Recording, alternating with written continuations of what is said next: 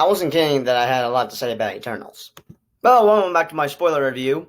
By the way, that did not come out right. That did not come out right. Let me rephrase that. Welcome back to another review, which would be my spoiler review for Eternals. So, if you've not seen it, what are you doing watching this video? Go check it out, because there's going to be full spoilers in here. But still, I recommend you guys check it out if you have not seen Eternals, because it is incredibly insane. But still, anyway, so yeah, if you're thinking I used up all my... basically used up this entire thing just to talk about Eternals. No, it's only about like 1, 2, 3. Yeah, just 3 pages. These other 2 were my spoiler-free thoughts. Now we're gonna get down to spoilers. So I'd be doing this on my phone, but it would take me all freaking day to edit this video, and I'll probably edit this video when I have the right time. I don't know, but we shall see. And good lord, is something wrong with my throat or something? Because it's like.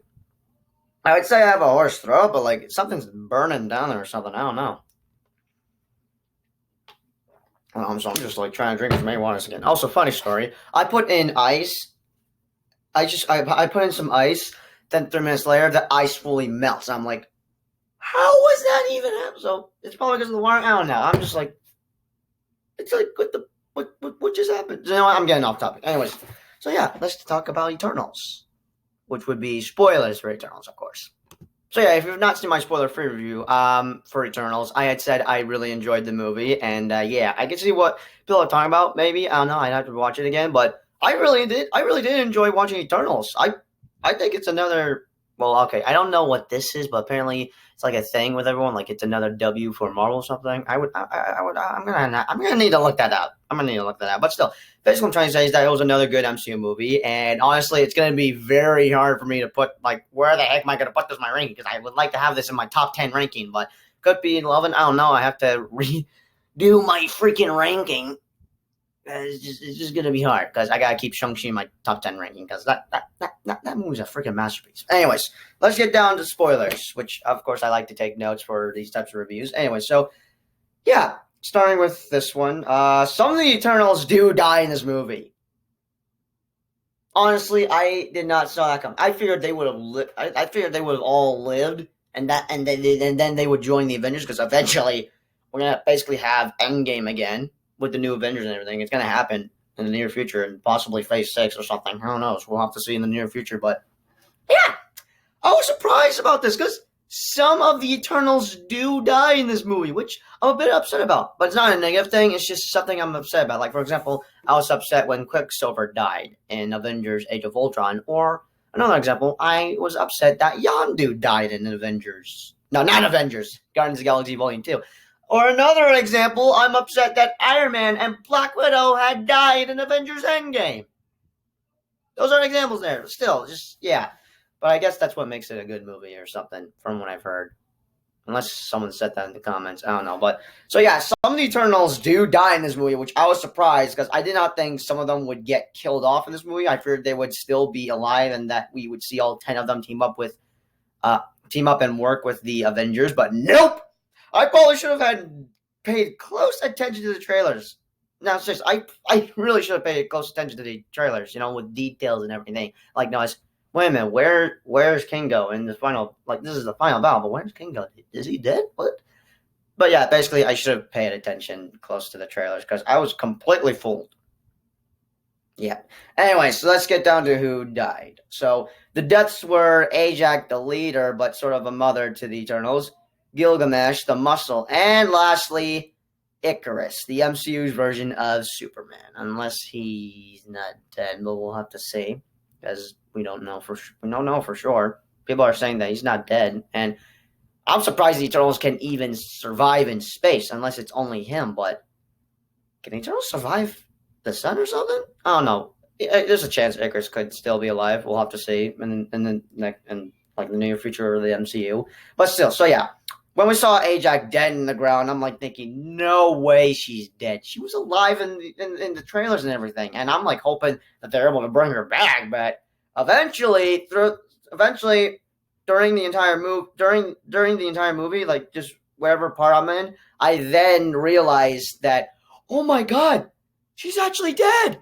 No. So yeah, basically Ajak has a short screen time thing. She's not in the movie the entire time, just mainly for some flashbacks. But yeah, she's sadly not in the. She's not in the movie much, which is upsetting because I honestly didn't think she'd get killed off that easily in like the first 20 minutes or something. But still, it's upsetting though. And for Gilgamesh, who I think had a crush on Athena, which I have a couple of ships for the Eternals, which would be Jurek and Macquarie, if I pronounce her name right. And for Gilgamesh and Athena, like I think this has a thing, unless they're friends. I don't know. It's just something I have, but still, yeah, I think he had a crush on Athena. But also died. He had sacrificed himself to save Athena from having her powers getting absorbed by Crow, who is the villain in this movie, but there's a real villain. There's I'll get to that part later, but still, he is still a villain in this movie since he's a deviant. Well, was a deviant, but then after absorbing 2 eternal powers, he then turns into one human person. And I feel like I know who plays the voice of Crow, because like I looked up the cast and I'm like, wait a freaking minute, does Pennywise play freaking Crow? Which would be the actor I don't know what his name. Who played Pennywise? Yeah, I need to look it up. I forgot his name. I think it was Bill. Yeah, it was Bill Skarsgård. If I pronounce his name correctly, I probably did not pronounce it correctly, but still, basically the actor of Pennywise, I think he's the voice of Crow, because like his voice sounded familiar. I'm like, why does his voice sound so familiar? But still, so yeah, he had sacrificed himself to save Athena from having her powers get absorbed by Crow, who was sort of the leader. Who was sort of the leader of the Deviants for Deviants, but for Icarus, he flew to the sun, and I guess, I guess he burned to death. I think that's different. I think there's one thing probably different about our MCU Superman, is that instead of the sun healing him and giving him strength, it instead kills him. Oh well, but still, there is a chance Icarus could be alive. So, yeah, maybe he's not dead. Who knows? We'll have to see. Like I said, we'll have to see in the near future. Anyway, but I wanted to cry so badly, and I was trying to do it on command, but I was so close to crying in the theater, but what was I trying to cry about? When Gilgamesh died. Put to the chat. But still, Gilgamesh was also another favorite character of mine. Possibly my most favorite, I don't know, but just, yeah, he had super strength, but still, he was a likable character. They're all 10 members of the Eternals are likable, but just, I just got upset he died. I'm upset that we basically lost 2 Eternals, possibly 3 if Icarus is dead. I mean, we're gonna have a confirmation from the director, Colizo, if I pronounce her name correctly. I have trouble trying to pronounce people's names, but just still, it's just upsetting. I was upset about it, but like I said, I guess that's what makes it a good movie. But anyways, where was I?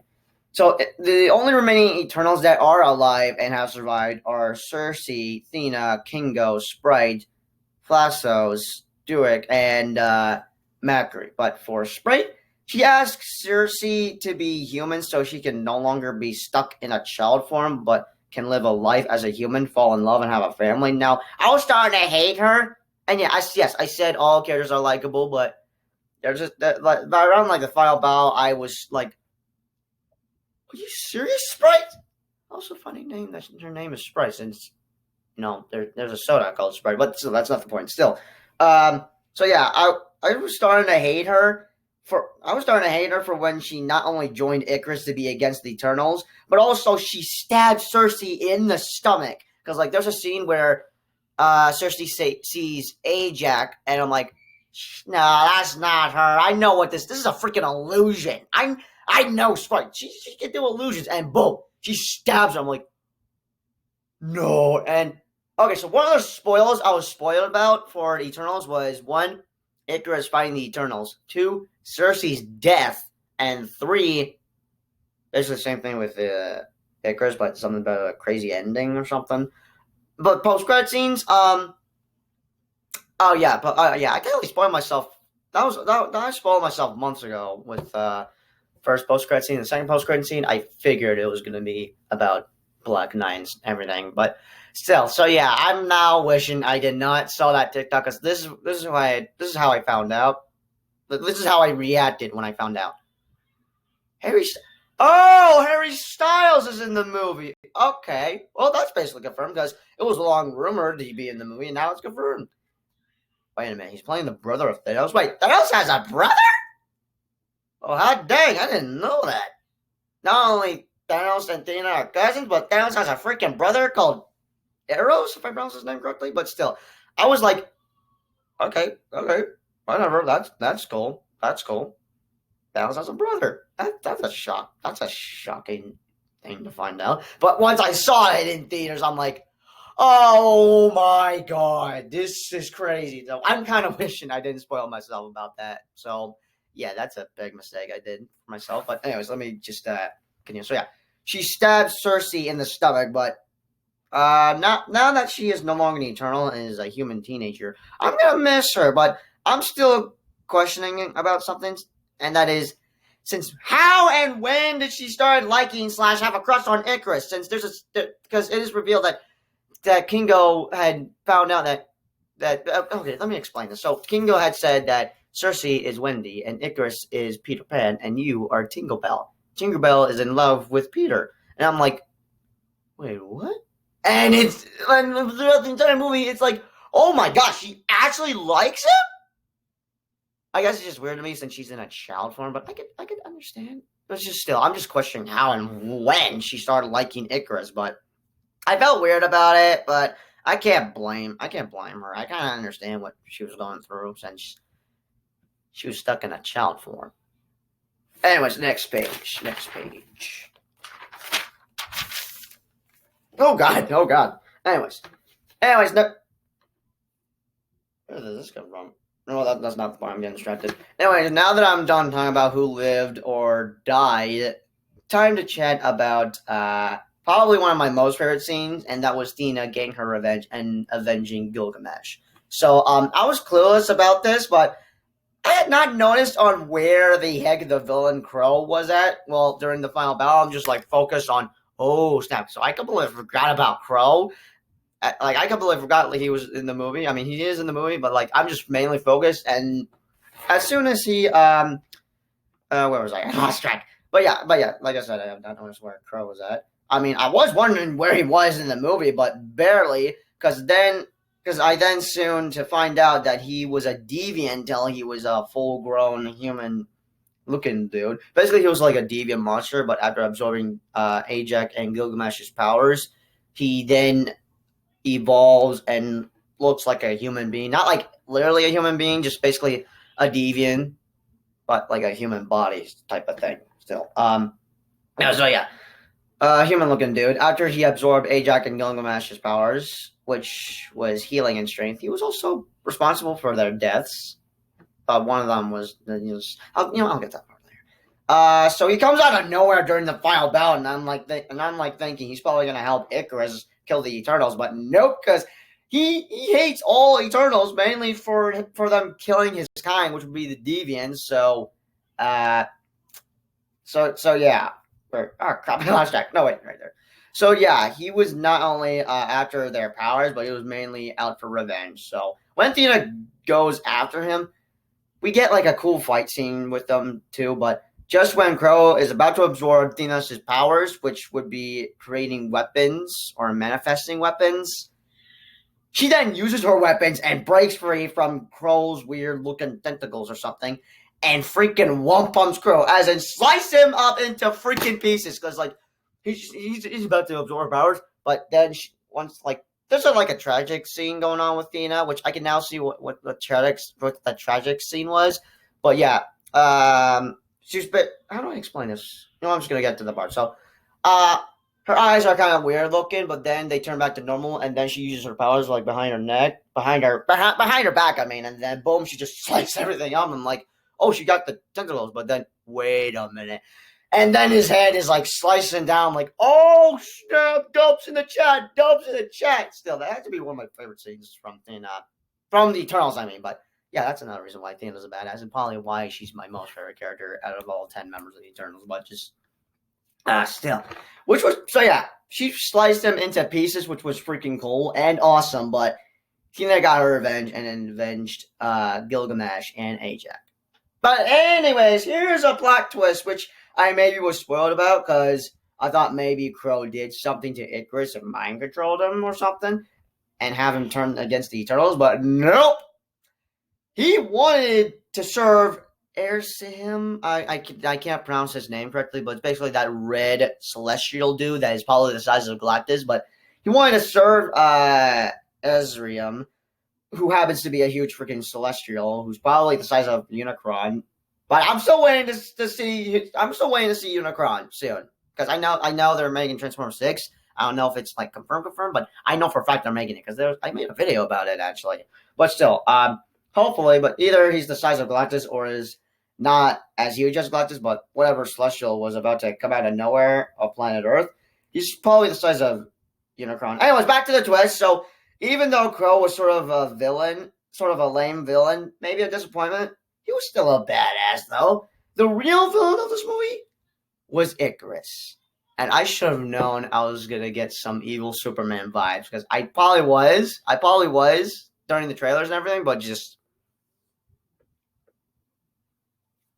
yeah, we have an evil Superman in the MCU. Because he was mainly responsible for what happened to Ajax, and I was getting, like I said, I was getting full Superman vibes from him, but this had to be one of the biggest MCU portrayals I've ever seen in the MCU. Heck, this is probably the first. I don't know. Actually, I'm gonna look it up. I'm gonna look it up. No wait, no. MCU.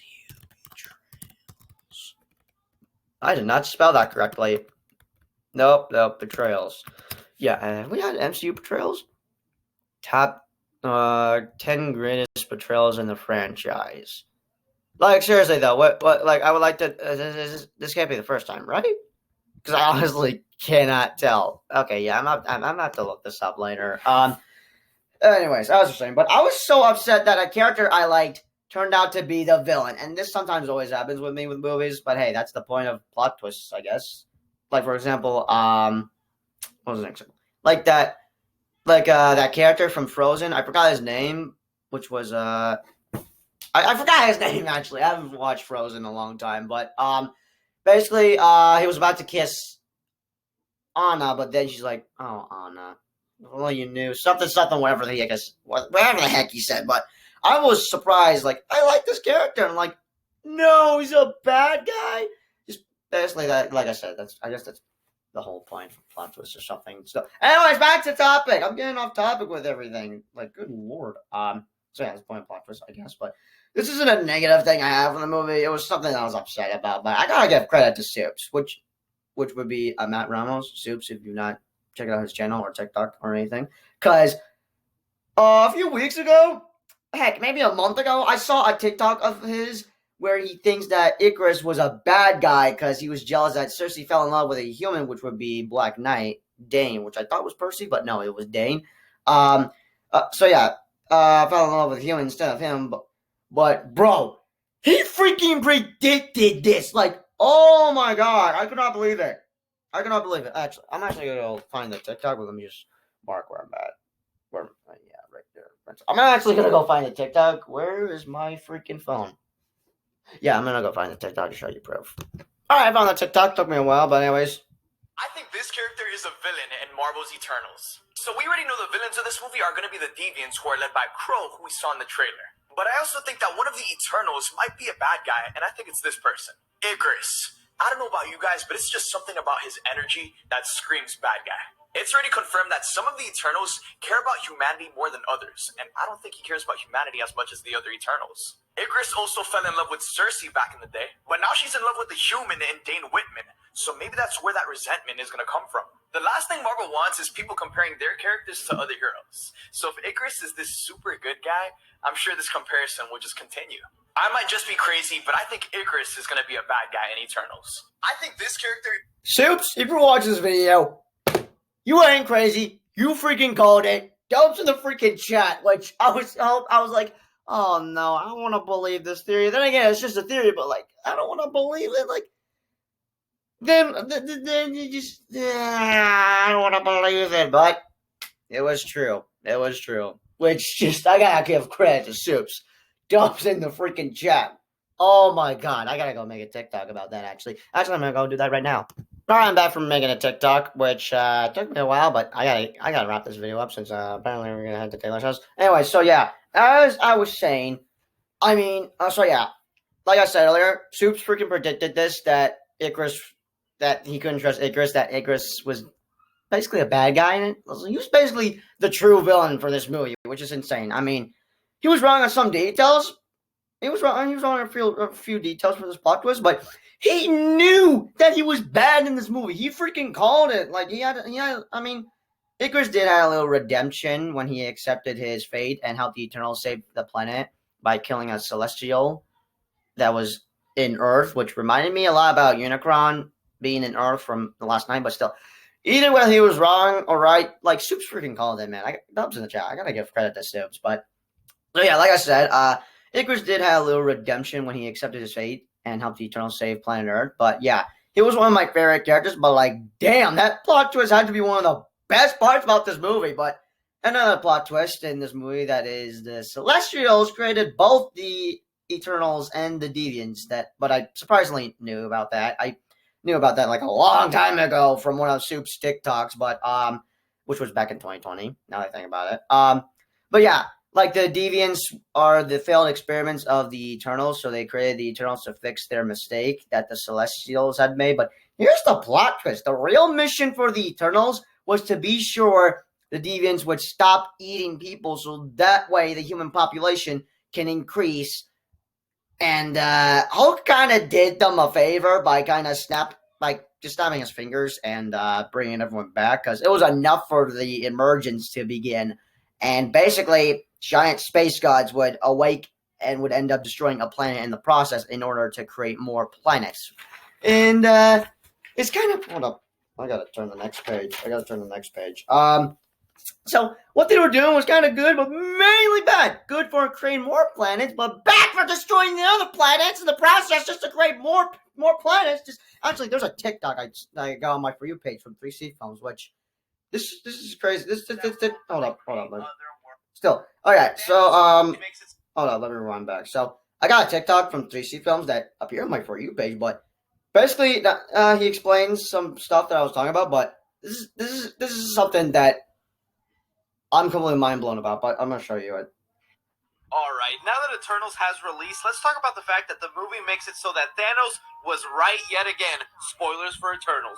So in the movie, the real reason we find out that the Eternals exist is because they're sent to a planet to watch over them and make sure that the planet reaches a certain amount of population so that a Celestial inside the planet can later be born and destroy that world, but then create other worlds in the process. With the post-credit scene showing us Thanos' brother, it is most likely that Thanos knew of the Eternals and their purpose for being on a planet, him making it his mission to lower the population of planets so they wouldn't die much like his planet did. It's even said in the movie that the 5-year gap where the snap happened stopped the Celestial being born on Earth, effectively saving the rest of the population and probably other planets with Celestials inside of them. So, Thanos, he's a savior in disguise. Alright, now that that completely blows my freaking mind. Like, Thanos. It makes so much sense. Like, he's not only a villain, but he's technically a good guy. He was trying to do the right thing, being sure that the Celestials would not, like, just, oh my god, this completely blows my mind. Like, it's insane. Yeah, he's basically both hero and bad guy, but, like, it just completely blows my mind. Like, Thanos was basically trying to save half the universe by killing it in the process. I'm completely mind blown. This not only makes me love Eternals even more, but it makes me love Infinity War. Because, like, I didn't know if I wanted to like Infinity War back in 2018 because I was a bit 50-50. I liked some of it, but then it's just, oh my god.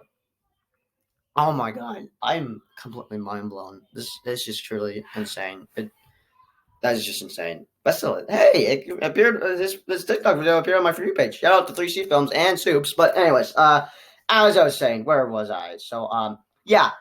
So what they were doing was good, but mainly bad. So yeah, we would get more planets, but they would have to destroy other planets to do that. So yeah, that's a no for me. But when I think about it, knowing everything about the Eternals, Celestials, and Deviants, but basically all the MCU mythology makes me love this movie even more. And I guess I now have a thing about mythologies, but I guess I feel that I feel that way with Eternals and its mythology. But still, just I bet that's some more MCU mythology there for you guys. I don't know, but anyways, also another detail I want to talk about, and then it's gonna be hard for me to explain, but it has to do with one of the Eternals' memories.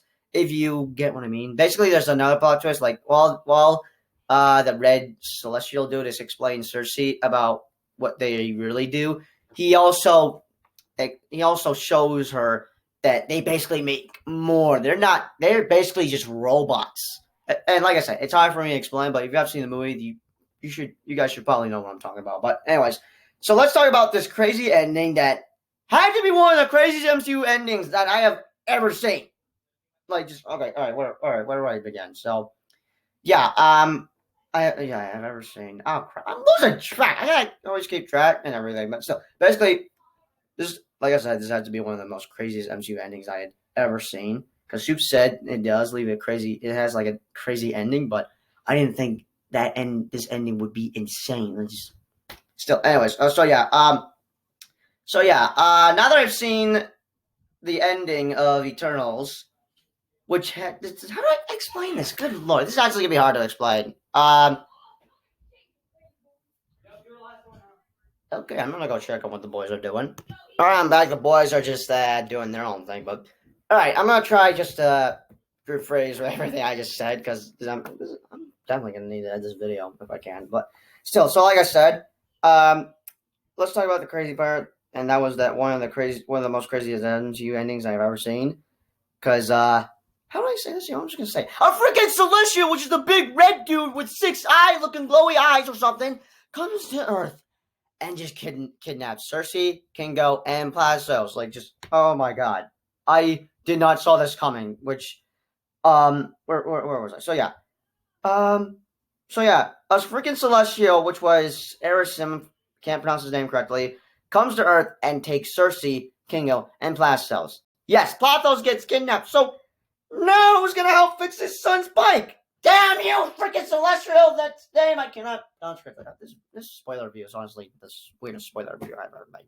Yeah, I'm definitely gonna need to try and edit this video if I can, if I have the right time to do it. But yeah, for Kingo now, he was one of my favorite characters, but I was upset and disappointed he didn't join the final battle and instead ran away like a coward, since he didn't think that the Eternals would be able to defeat a Celestial or anything.